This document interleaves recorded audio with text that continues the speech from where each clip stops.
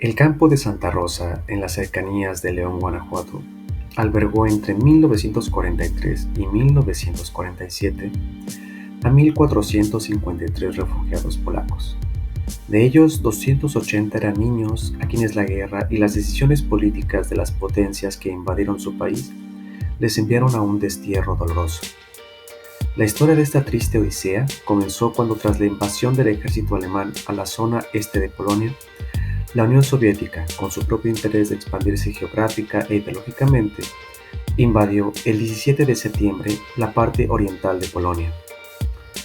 De esta manera, quedaba anulado el Tratado de Riga de 1921, en el cual se establecieron las fronteras entre los dos países. Entre el 1 y 2 de noviembre de 1939, el gobierno soviético anexó formalmente los territorios ocupados de Polonia a las repúblicas socialistas de Ucrania y Bielorrusia. Con una Polonia fraccionada y repartida entre las dos potencias, las cuales, una arguyendo la supremacía racial y la otra enarbolando los ideales del comunismo internacional, llevaron a cabo operativos de represión masiva, encarcelamientos de disidentes y posibles disidentes, asesinatos masivos y desplazamientos de la población. Polonia, derrotada y dividida, fincó sus esperanzas de seguir existiendo como país y tener alguna voz en el concierto de naciones a través del gobierno en el exilio que quedó finalmente constituido el 2 de octubre de 1939 en París, con Vladislav Rachevich como presidente y Vladislav Sikorski como primer ministro. Si bien, al principio, el gobierno soviético actuó con cautela, una vez que tuvo todos los hilos de la mano, introdujo drásticos cambios políticos, socioeconómicos y demográficos. Estableció el rublo como moneda oficial, desmanteló fábricas y las trasladaron a la URSS, junto con los empleados y dueños, así como hospitales y escuelas. Ese fue el principio de una serie de deportaciones en masa de la población polaca hacia el oriente y norte de la URSS. No se conoce el número exacto de deportados. El estimado de las autoridades polacas es de 1.2 millones de personas. Estos ciudadanos polacos fueron enviados a las regiones más hostiles, principalmente Siberia, Uzbekistán y Kazajistán, pero también, posteriormente, a la India y África Oriental, donde permanecieron bajo severas condiciones tanto climáticas como de trabajo. Sorpresivamente, otro lugar que se ofreció para los exiliados políticos fue México.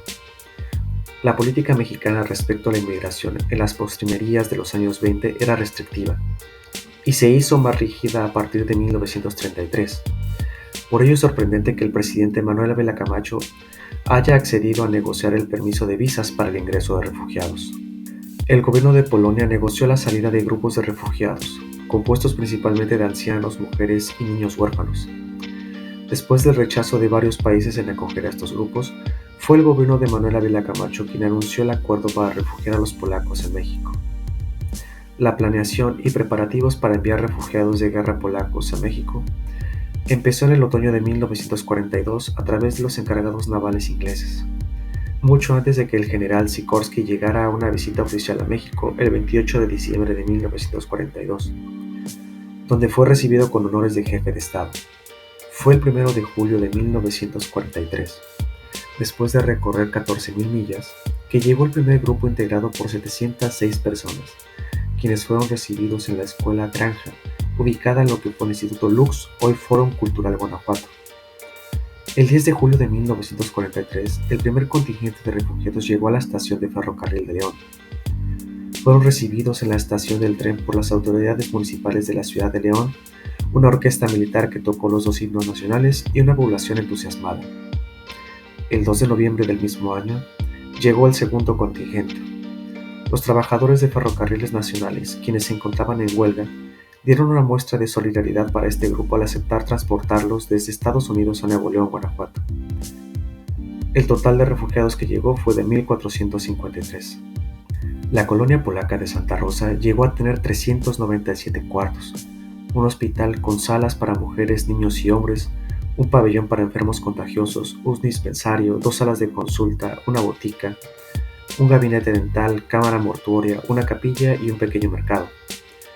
Había 3 casas de niños con regaderas, 92 lavabos, lavaderos con 50 piletas, un teatro, 5 talleres, una panadería 16 cuartos para oficinas de la administración y una biblioteca. Es importante recalcar que todo el mantenimiento de la hacienda estuvo en manos de Estados Unidos y las organizaciones de ayuda polacas y judías. Una de las construcciones más importantes era el orfanato, que estaba compuesto por 15 dormitorios, una sala de recreo, habitaciones para monjas y maestras, una enfermería, almacenes e instalaciones sanitarias. En este lugar se buscó ayudar a los niños a superar los horrores de la guerra y confiar en las personas. Gracias a este proyecto se le regresó la sonrisa a estos pequeños. La población de Santa Rosa estaba formada en su mayoría por mujeres y niños. Paulatinamente, algunos pudieron salir y radicarse en la Ciudad de México. Otros se fueron a Canadá y 22 jóvenes mujeres se alistaron voluntariamente en el ejército polaco. Algunas jóvenes salieron por haberse casado con mexicanos, hubo 6 muertos y nacieron 64 niños. De esta población, alrededor de 900 estaban integrados en familia con uno o los dos padres. 193 venían solos, 30 en compañía de algún pariente y 236 huérfanos.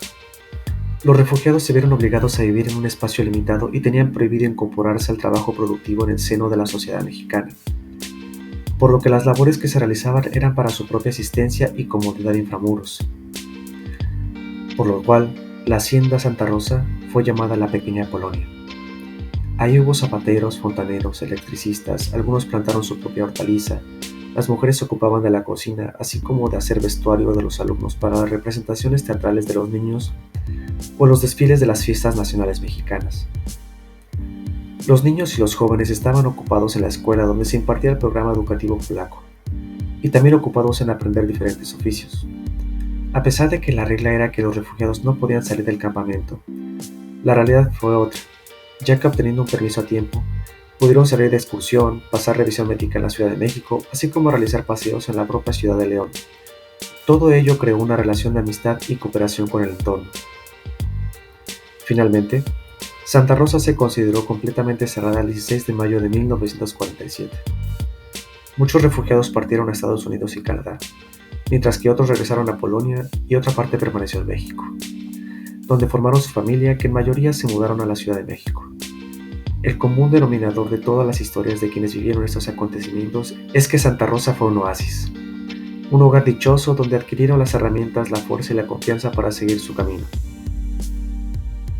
Así, la historia de estos polacos, pese a ser una historia de sufrimiento, se tornó una historia de final feliz, considerando que los protagonistas de esta historia fueron muy afortunados, ya que salvaron la vida en una guerra en la que perecieron 38 millones de personas en Europa, entre ellas 6 millones de judíos, 20 millones de soviéticos, 4 millones de polacos y 1.7 millones de yugoslavos.